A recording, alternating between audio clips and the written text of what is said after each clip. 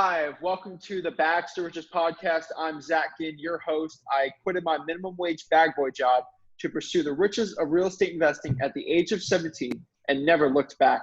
I'm here to educate and inform entrepreneurs, young and old, how to become complete real estate investors by talking to the best and most influential minds of real estate.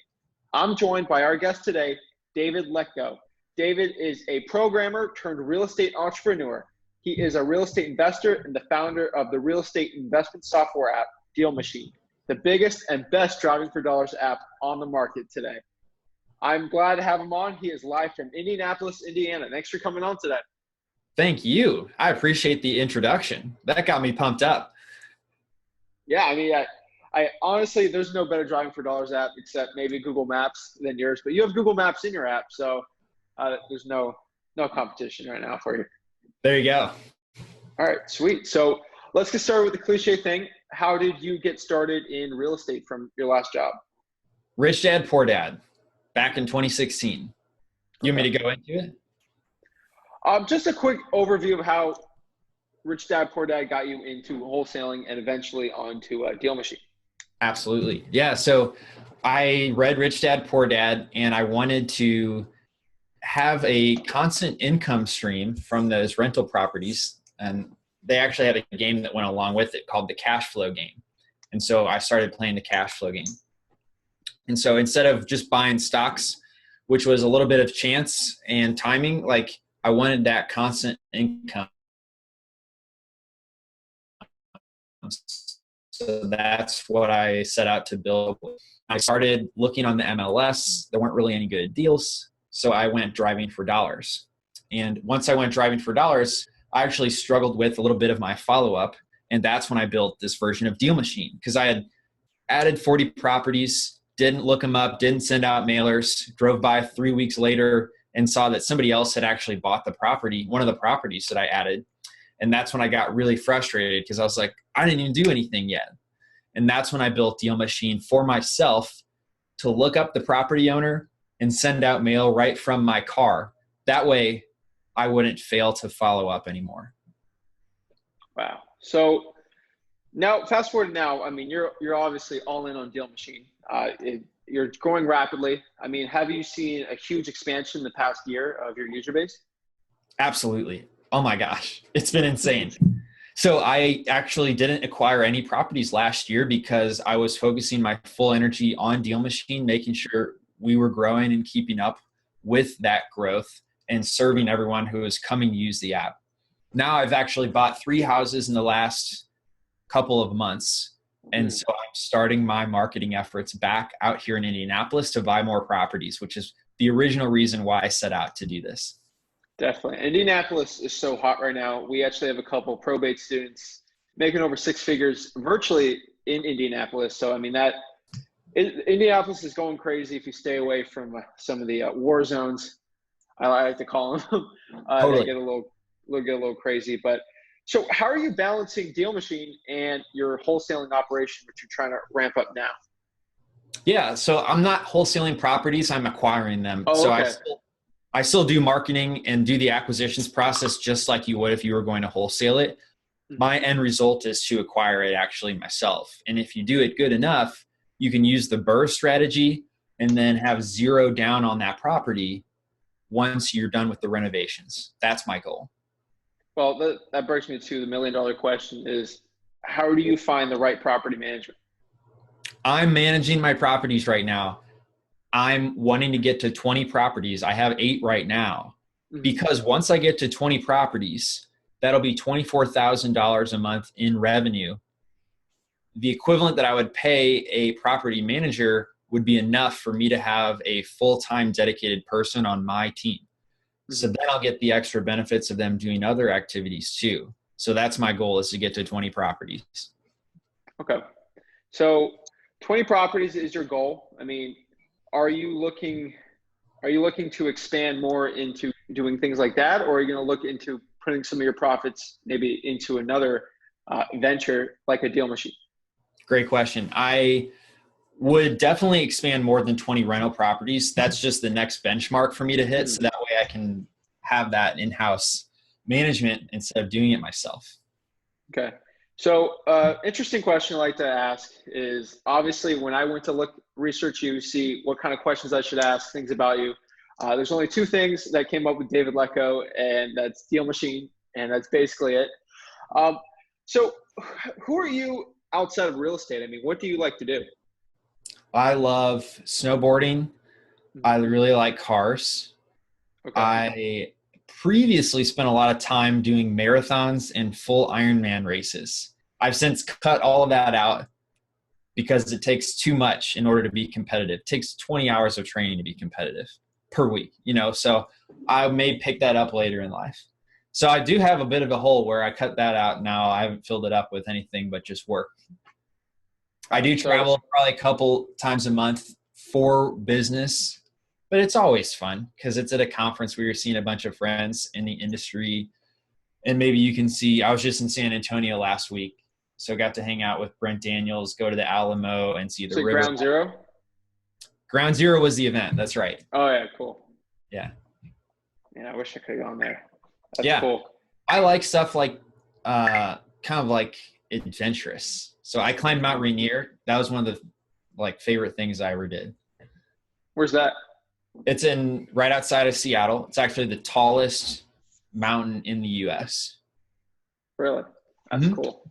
Yeah. I mean, I don't think a lot of people really get to see outside of you on some podcasts. They just talk business. And I think when people really want to buy into your story and really buy into the app and things like that, I think it's really cool to know the guy behind everything. So, absolutely. Yeah. Thanks for asking the question. Oh, I just got a cat too. I got this really cool cat. What's the cat's name? His name's George.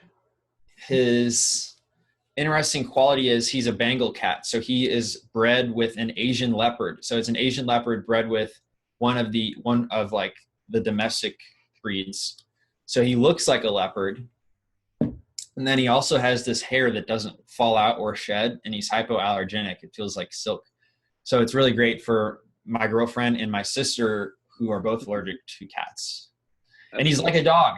I would really like a dog, but I'm just gone too much to get a dog. So I got a cat. His personality is just like a dog, where he's loyal. He'll follow you around wherever you may be in the house, which is a lot of fun. That's cool. Yeah, I got a hyperallergenic dog now. We had for 5 years, but that's awesome. So can you break down the whole DealMachine, your corporate structure from top to bottom? Yeah. So we've got 15 people. Okay. And there are two owners. I own the business 50% with my partner, Dave. We went to high school together. So that's the board is just the two of us. I'm the CEO. Pretty much everyone reports to me. Dave is the CTO. The exception is all the developers, you report to him. There's 3 developers on our staff besides him that actually do software development. Then we've got customer success, which is different than customer support. Customer success is actually proactively reaching out to make sure people don't get stuck. Mm-hmm. It's kind of the opposite, where support is reactive. Somebody has a problem, support answers it. So we've got 5 support people as well. So that's the breakdown there. Now we've got a marketing manager and we've got a VP of sales. That's pretty much everybody on the DealMachine team right now. Wow. So I haven't really heard much about the co-founder, Dave. I mean, can you tell me how you both came up with this? Because from what I thought was you came up with the idea yourself. Yeah. And then a couple of friends, Brittany Wicks from Alpine Properties and my friend Aline Majul Perez, who is a wholesaler in Indianapolis, they both wanted to use the app themselves. So I put it on the App Store. Brittany was like, I'll spend $1,000 to try any new marketing strategy. She buys 30 houses a month in Indianapolis. So I was like, okay, since you're willing to pay $1,000, maybe there is something here I should focus on as a business. Because remember, I just made it for myself. Yeah.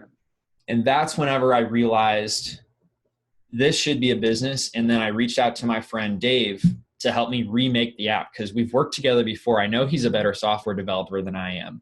Mm-hmm. What I made for myself was good for me, but not great for scaling and having other people use it easily. Yeah. So he joined the team. we agreed that we would be equal owners moving forward. And that's when we formed the actual business. Wow. So is Dave, before you started this DealMachine, was he in real estate investing at all, or was he all in software No, development? he wasn't in real estate at all. We actually went to high school together. Like I said, worked on a bunch of projects. Cool. He is a really good software developer. At the time, he had just quit his job about 6 months prior to start up his own agency. And he was actually working for multiple clients on various projects. And he transitioned away from that towards DealMachine once we started to get some traction. Wow. So speaking of traction, I mean, has that book had a big influence on the way that you've structured your team? Everyone's read Traction in the real estate space. Mm-hmm. I'm really familiar with a lot of the concepts. I haven't read it myself yet. I would say the biggest thing that we do came from my mentor, a couple of mentors, but one in particular is Dan Martell. And I have a meeting with every single one of my direct reports weekly. It's 15 minutes. Each one of them has this precision scorecard, and it has the top 4 or 5 KPIs that's specific to their position. Every week we review those on a weekly basis. They basically come to me, report to me, and if there's something off, they tell me why it's off. So we do meet really frequently like that. And it's a little bit similar to level 10 meetings from what I understand. Mm-hmm. Haven't read the book, would love to. All right, cool. So what would you say do you have a core values in your business? We do. We need to be a lot better about those because they're written down, and I don't know that everybody knows them by heart, including me. Mm-hmm. Do you have core values in your business? Yeah, we do. Honesty, integrity, and ownership. So, but it's a different business than what you do. You know, we maybe have like 4 employees, and that's really it. And it's hard to do with a VA. But yeah, Rick's number one thing is just ownership of everything. If you made a mistake, you own it.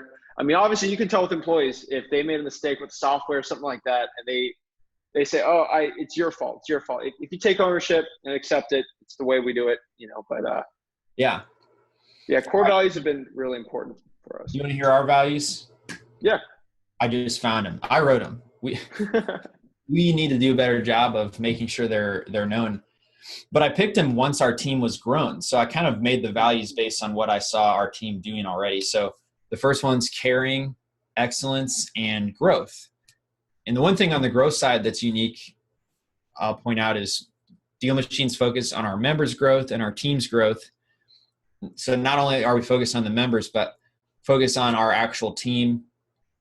Our mission is to help each of them grow and meet their 5 and 10-year goals here with us. So consciously, me being able to evaluate with them what those are and helping them, you know, make a path that gets them there. Wow. So yeah, speaking of growth, I mean, this app has definitely helped so many entrepreneurs grow. I've talked to guys at RIA. I'm not the biggest driving for dollars guy.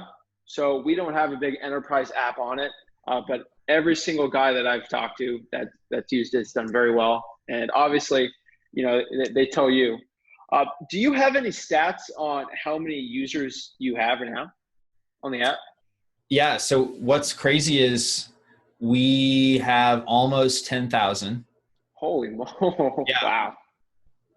And then there's over 100,000 if you include all these people's drivers and stuff. Mm-hmm. There's been a lot of people that it's touched. Wow. So speaking of touch, I mean, was there one testimonial or interview that you've done with a client that you had that's really changed the way that you thought of the business and really had an impact on you? Oh yeah. The Polites was, They made $500,000 in 6 months with DealMachine. And they did it through recruiting a lot of drivers and having them look for properties for them. Totally changed the game. We actually built a lot more tools specifically for recruiting and training drivers because of the Polites.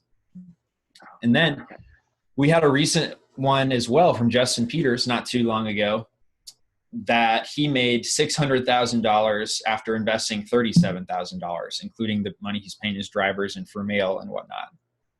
Definitely. I had Justin on last week. He was talking about driving for dollars. I'm like, you know what, let's try to talk to David. So that's actually the reason why I got you on here, is because Justin was just talking so highly about you, and he's doing absolutely amazing. He's incredible. He's a great guy. So, so what projects now are you working on within the DealMachine that you're looking for in 2020? Absolutely. Excuse me. So what we're doing is we're making the app a lot better.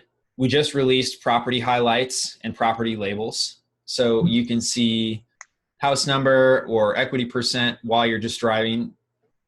You can see which ones are absentee owned or anything that meets your criteria while you're driving. The other thing that we're doing is making a bulk uploader. We actually have a feature request page, and that's the top requested feature is the bulk uploader. So we listen a lot to what people request and use that to decide what to build next.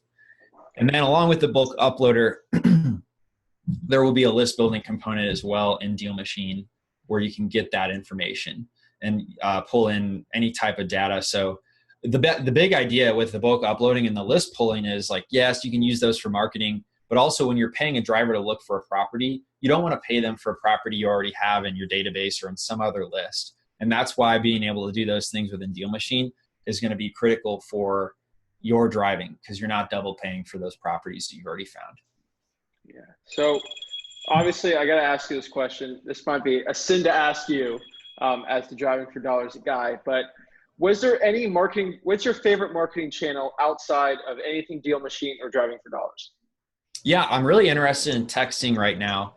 You know, texting is, you see Gary Vaynerchuk driving all of his Instagram followers and all of these other platforms to texting as a marketing platform. So not only for cold outreach, you know, you've got that as like a new thing in real estate investing, but just texting as a medium beyond that, but what people are doing instead of Instagram or along with Instagram or along with all these other social platforms. So that's really interesting to me.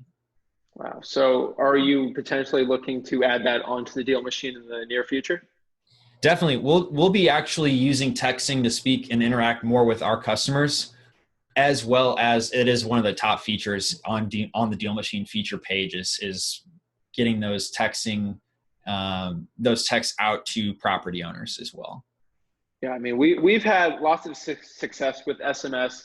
In Florida, it's really died down now, and we've gotten back to the driving for dollars and the bandit signs. But I mean, places like Texas and Arizona, SMS is just literally on fire. Yeah. Especially in the Midwest too. But Totally. The biggest issue I've seen with SMS really is people like T-Mobile and Sprint. They're actually starting to block the send rates now, just because people are just sharing numbers, and it's getting a little hairy. Yeah, there is definitely a lot more spam filtering happening because people are abusing the texting. So that's definitely something to be aware of if you're relying on that as a key lead source for your business. I get that. And so I hate to really pitch your company again here, but I think I was talking to Justin on the podcast, and he basically said, he's like, with all this saturation going on with direct mail, cold calling, you know, just door knocking, things like that, just saturation galore with all these wholesalers, that he believes in the next 5-10 years that driving for dollars is going to make a huge comeback like it was 10 years ago. And you're going to see a lot more people wanting to get into the space that you're in. Yeah, 100%. It's always been the list you can't buy. Because you can go on any platform and buy a list, but driving for dollars has been the list that you can't buy. And it's a little bit of work to do it yourself or to organize a team to do it.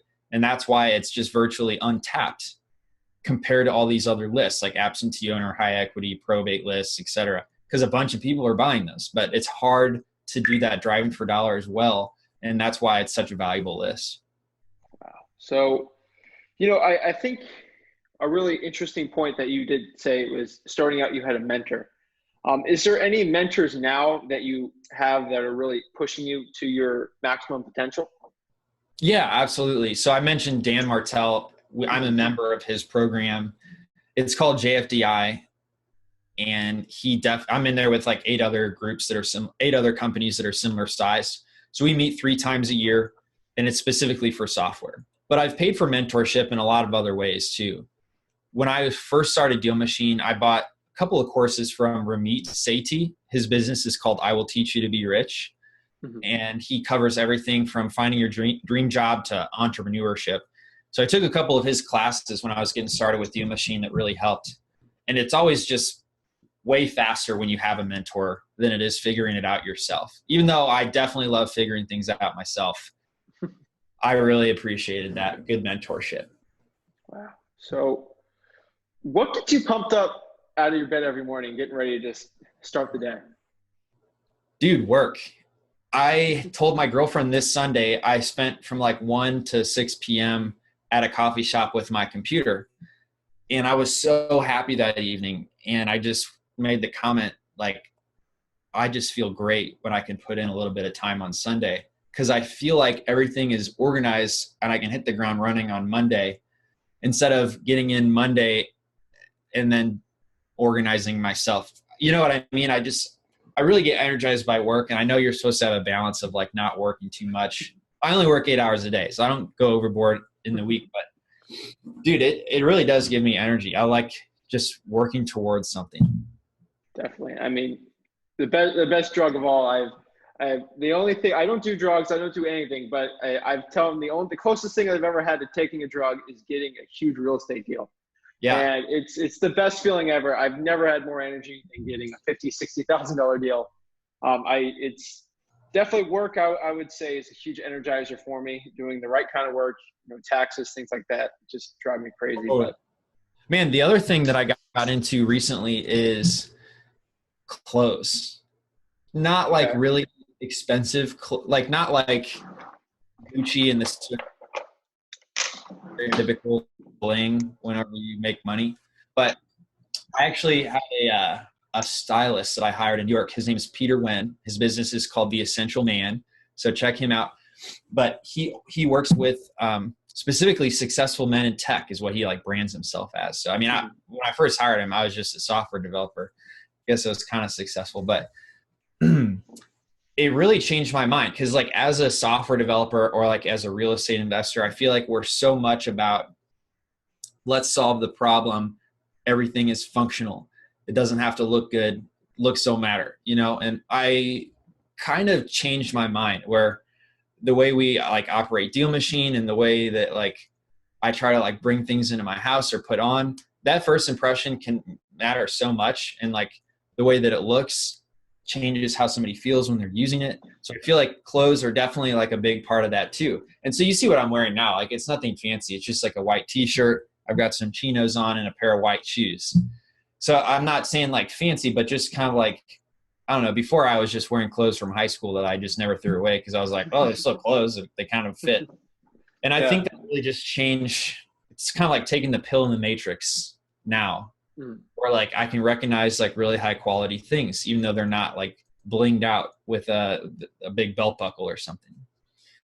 So I just think the quality aspect of things in my own life, the stuff I want, in my home, and I don't know, the design of everything is like a big deal, a big change for me. I don't think a lot of people hear it from the podcast, but I think I own like 15 pairs of white t-shirts, and whenever I'm not working, I'm always wearing one with jeans, and that's basically it. Anything like that. I mean, I'm not a big fashion guy, but simple and easy is the way I like to go. But so do you have like a 2007 like recession plan if that ever happened for your business? I just try to take down rentals when I can. That's my recession plan. Not to be overextended on those. So basically, if you have a 100,000 house, don't get a $150,000 loan. That's what caused so many people to go upside down, is because they were giving loans to everybody who couldn't handle those. But just taking down those properties that I know have plenty of leeway, plenty of equity, and being able to rent those if there was something bad that happened is what my plan is. Wow. So do you have a 1 to 5 and 10 year, goals and plans for where you want to see yourself in 10 years?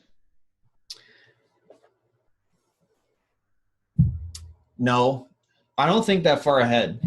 And I should do that more.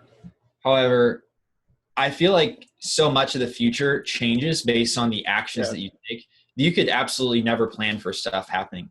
So, I mean, just like when I created DealMachine, it was never meant to be a business. How could I have known that it would work out like this? It was just like one thing kind of led to another. And I was like, this is really valuable to me and this matters to me. So I'm going to build this for myself. And then a couple friends wanted it. So I was like, well, I'm going to put this on the App Store for them. And then a few more people started, using it and paying for it. And then I was like, let me make it better for them. And also, since it seems like it kind of is a good thing, let me see like who I could meet that could really share this out. And I went to a couple of conferences. The first one it was Sean Terry's, and I met Max Maxwell. And then serendipitously, he was just getting his start, and he shared DealMachine out. So it's just like, man, I could have never planned for that. And so I don't have a 5-10 year goal for myself that's specific, but I probably should. Yeah, I mean, obviously, I think a good goal with you is always hit. Do you think it's possible for you to 100,000 users on DealMachine? No, not in the current market. I don't think that's possible. Really? No, I don't. Because the market of real estate investors who are actively doing deals, I would guess, is probably 250,000 or less. Really? Yeah. So I guess I could probably get a third of the market, but that's more than a third. I mean, that's almost half probably. I don't know how to do that. I just don't know that the market's that big. We would have to serve other people in order to do that. Are you looking to stay more in the niche where DealMachine is now, or are you going to look to try possibly expand more to grab more users?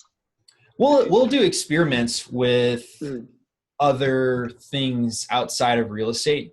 However, we are dedicating 98% of our resources towards real estate investors, simply because that's like it's already who's flowing in. There's like 3,000 new people that start a trial every month. So not neglecting real estate investors, not taking any, my foot off the gas on that by any means. But I think it's also smart to experiment a little bit outside. So you'll see a couple of things. We're going to create a map app. So it won't have any direct mail, won't have skip tracing, won't have team building. That will be specifically for other industries that need maps. We'll also have a marketing app that we've been working on, and it's called Mail Blast. And that's going to be specifically for targeting certain households for other service type businesses that need to use direct mail to reach specifically to, absentee owned house that probably has a bad roof, for example, or something like that.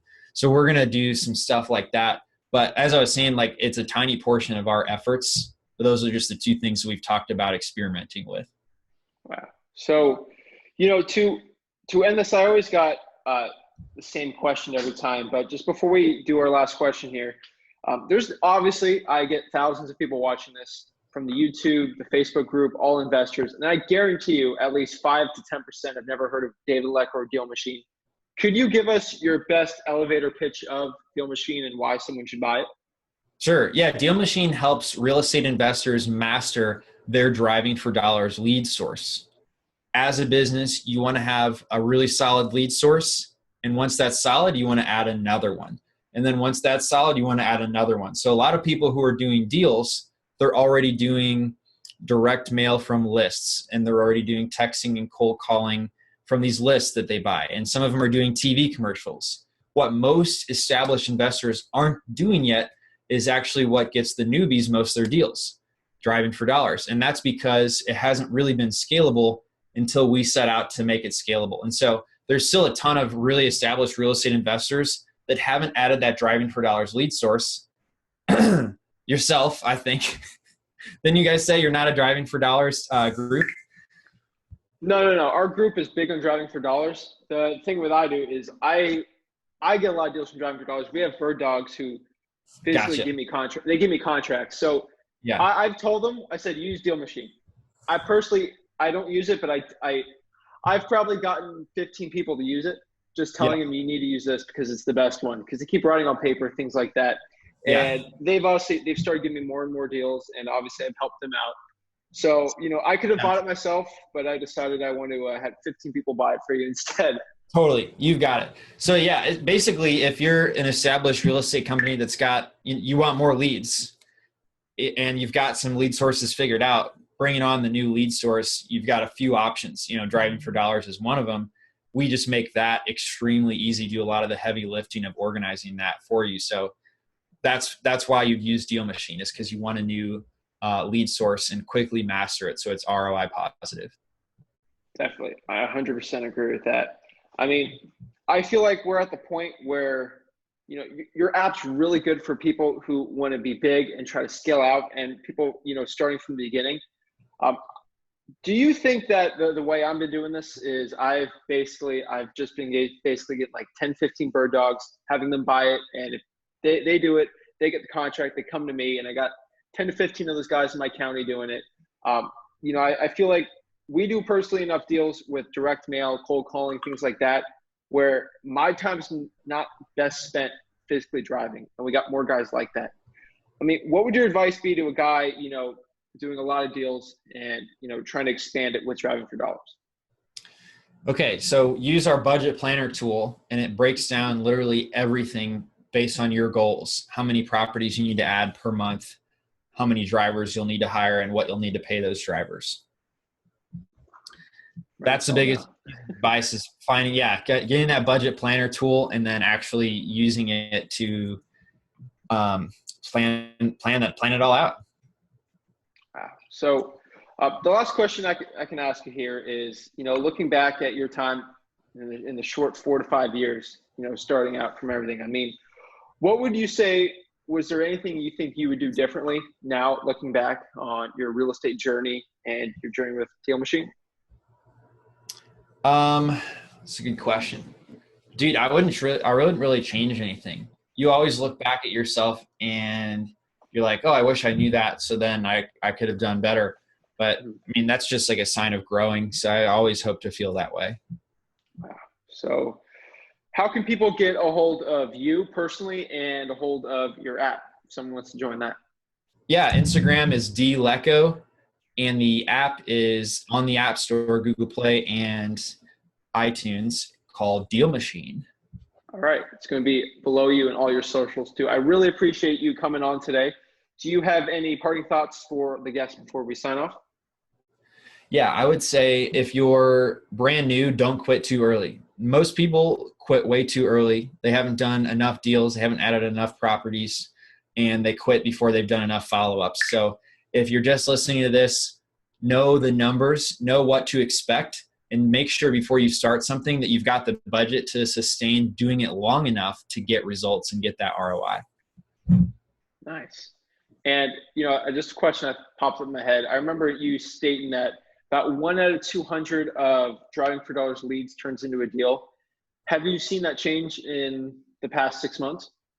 Well, I've seen it change as you push volume. So Justin Peters had 40,000 properties. When you're pushing that volume, the number does go up a little bit. So now for enterprise people in that budget planner tool, we say 300.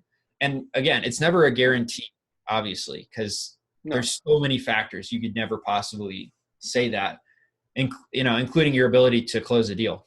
But we really try hard to take that from all these testimonials and feedback that we get from the users we know are closing deals.